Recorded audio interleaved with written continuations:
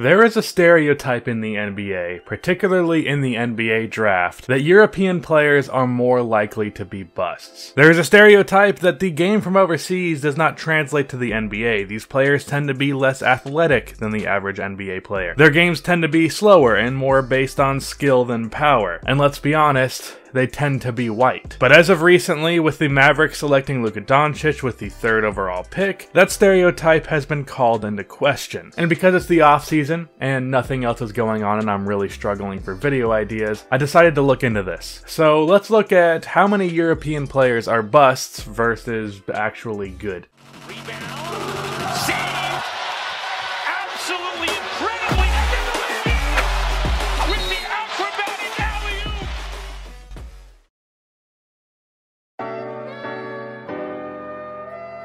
Okay, so a few important things to lay out here. We're going to be looking at drafts from the 1980s to present. In the 60s and 70s, the game wasn't as popular overseas, so pretty much everyone drafted in the top 10 was American. And speaking of that, we're only going to be looking at the top 10 picks, and with every player, we're going to categorize them into 3 categories: busts, stars, and in between, because not everyone lands on either bust or stars. And these categories are going to be decided by what they were for at least 50% of their career. If they averaged 20 for 2 years and then drop down to 8 for every other year of their career, they're gonna go in the middle. And busts are players that were just straight up bad for most of their career or just incredibly disappointing. And we're not going to go in detail about the context of all of these guys, not worrying about who was taken after. This is purely from a statistical standpoint to save time. I'm also going to be counting American players to see what percentage of American players are bust, stars, or in between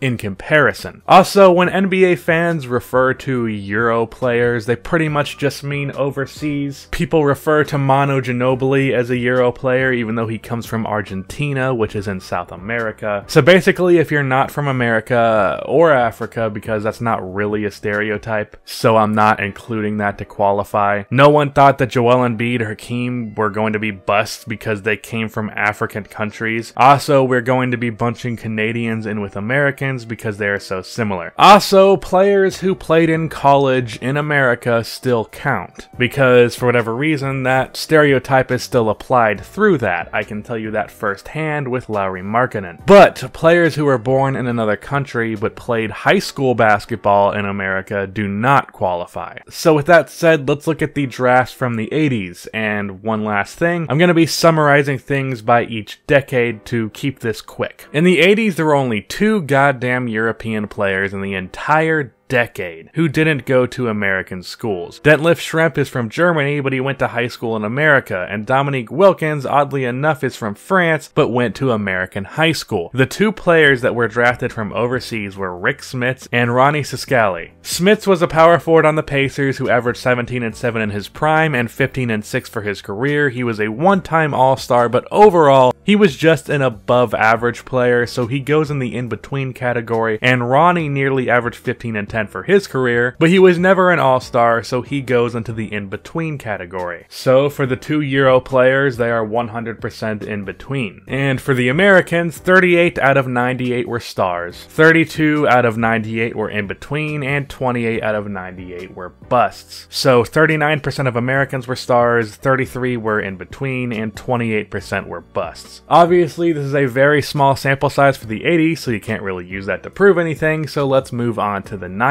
In the 1990s, there was one fucking player drafted in the top 10 throughout the entire decade, and that was obviously Dirk. And one quick thing about Dirk, to put it into perspective how insane this dude was, from 2001 to 2011, this man averaged 24 points and 8.5 rebounds on 48, 38, 89 shooting splits, nearly averaging 50, 40, 90 for a decade, averaging 24 a game. So that's something. But for the Americans, 33 out of 99 were stars, 34 of 98 were in between, and 28 were busts. There were 2 players, Wally Zerbiak, who is from Spain, and Tim Duncan, who could qualify, but Wally went to high school in America, and the Virgin Islands, where Tim Duncan is from, is a US territory, so I don't think that qualifies as a foreign country. In the 2000s, hopefully there will be some damn players. And there were. 11 players, yes 11, were drafted drafted in the top 10 over the entire decade. And of those 11, 3 of them were stars. Pau Gasol, Yao Ming, and Al Horford. 4 of 11 were in between. Those players were Nene, Andrew Bogut, Danilo Gallinari, and Ricky Rubio. And 4 were busts, and we don't need to call them out for sucking. So that means in the 2000s, 27% of the foreign players were stars, and 36.5% were busts and in between. In comparison, the Americans were 27 out of 98 for stars, which is 30%, 29 were in between, which is 33%, and 33 were busts, which is 37%, which is damn high. On a side note, holy shit did the 2000 draft suck. Not one player in the top 10 would I call a star, and only 3 of the 10 were not busts. Imagine a draft where 7 of the top 10 selected players suck, and the only 3 who don't are just above average. That draft is the 2000 draft. So for the 2010s, we're going to be going up to the 2018 draft, but we won't be labeling anyone from 2017 or 2018 a bust, because I think it's too early and these players can come around, but I don't think it's too early to say someone like Luka Doncic is a future star. And we're going to be bunching in future stars with guys who are already established as stars. So, with that said, the 2010s. 12 foreign players have been drafted in the top 10. Of those 12 players, 3 are stars or future stars, those 3 being Kristaps, Lauri Markkanen, and Luka Doncic. 3 were in between, and 6 were busts. So 25% stars, 25 in between, and 50% busts, which is not a great ratio. And if I was being mean, I could probably already put Frank Ntilikina in the bust category, but I do think the Knicks have been just completely screwing him over, so we won't do that. Also, as we previously established, 2017 and 18 will not be categorized as busts. For the Americans, 25 of 88 were stars, which is 28%, 30 of 88 were in between, 34%, and 33 were busts, which is 38%. So that's all the information. Now let's compile the last 4 decades into one statistic. Since 1980, 26 players who were overseas for at least up until college were drafted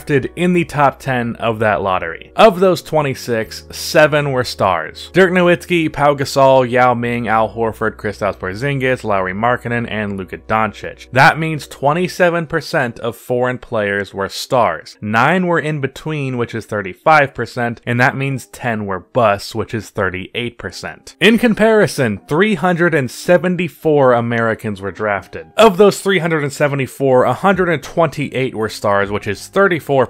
For in-between players, there were 125 of them, which is 34%, and 121 were busts, which is 32%. So, as we can see from way more math than I ever did in high school, NBA players from America are 7% more likely to be stars and 6% less likely to be busts. So if you were to draft 100 players from America, 34 would be stars, whereas if you drafted 100 players from overseas, only 27 would be. And that's definitely a sizable percentage, so maybe this stereotype exists for a reason. And one kind of damning thing left here, after Dirk was drafted in '98, the league started to draft foreign players more and more. And since then, from 2000 to 2018, the overall star percentage from the top 10 has been 28%, where in the 80s and 90s the overall star percentage was 38%. So it really seems like players from overseas are more likely to be busts than American players. While I do think social media has increased the pressure on players making busts more common than they used to be, I don't think it makes up for a 7% difference. What I will say is you should look at the sample size. 374 Americans versus 26 foreigners. With that big of a difference in sample, you can't expect a percentage that's that close, but you can't expect better than 7%. And another thing that's worth mentioning is most of the great foreign-born players in the NBA came outside of the top 10. And maybe this ignorance about players from overseas, the poorer scouting, the lesser attention from the media, is why guys like Manu Ginobili and Rudy Gobert end up going late first round or second round when they could be lottery picks with the right amount of attention. So this stereotype does have some validity to it, but maybe if it didn't exist in the first place, players like Giannis would go in the top 10 instead of number 15. And with foreign players, the game isn't the same. There's more emphasis on team, more more emphasis on skill. And when they come to America, to the NBA game, there can be a language barrier. They can struggle with American culture. They are already assumed to be bust when they enter the league. There is already this expectation that they're gonna fail, and some criticism just based solely on where they are from. There are analysts out there just licking their lips looking at a dude like Darko Milicic like, ooh, I bet this guy's gonna be a bust. Look at the way Knicks fans reacted to Kristaps being drafted. The best players prevail over that. Pau Gasol prevailed over that. Luka prevailed over that. And Dirk prevailed over that. But some who, if let's say they were drafted in America, would succeed, fail because of the bust label put on their head before they're even allowed to step on the court. When a player from America gets drafted, there are not people out there like,